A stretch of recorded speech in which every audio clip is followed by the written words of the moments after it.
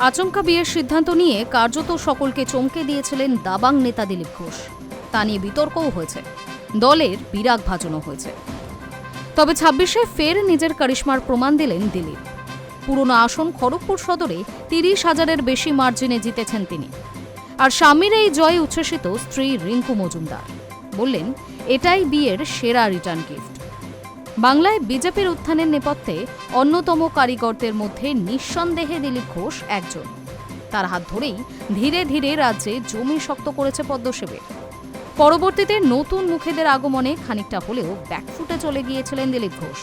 বলা ভালো, তাকে কোণঠাসা করা হয়েছিল। ২৬-এ তার ফলে খানিকটা ধাক্কাও খেতে হয়েছিল বিজেপিকে। এসবের মাঝেই আচমকা বিয়ের সিদ্ধান্ত নেন দিলীপ। শোনা যায়, শীর্ষ নেতৃত্ব তা নিয়ে প্রথম দিকে খানিক আপত্তিও করেছিল, কিন্তু দিলীপ কোনোদিনই সেই সবের তোয়াক্কা করেননি। পরবর্তীতে দলের সঙ্গে মান অভিমান কমেছে। ২৬-এর বৈতরণী পার করতে দিলীপকে যে লাগবেই তা ভালোই বুঝেছিল দল। তাই মান ভাঙানোর পাশাপাশি পছন্দের খড়গপুর সদর আসন তাকেই দিয়েছিল দল। এবারও নিজের রাজনৈতিক দক্ষতার প্রমাণ দিয়েছেন দিলীপ। ৩০,০০০-এর বেশি মার্জিনে জিতেছেন তিনি। আর স্বামীর এই জয়ে উচ্ছ্বাসে ভাসছেন দিলীপ জয়া রিঙ্কু।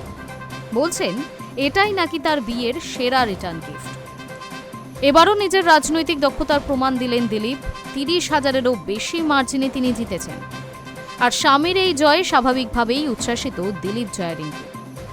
এখন প্রশ্ন একটাই, বাংলায় সরকার করতে চলেছে বিজেপি। এবার কি মন্ত্রিত্ব পাবেন দাবাং দিলীপ? এই নিয়ে মুখ খুলতে নারাজ দিলীপ।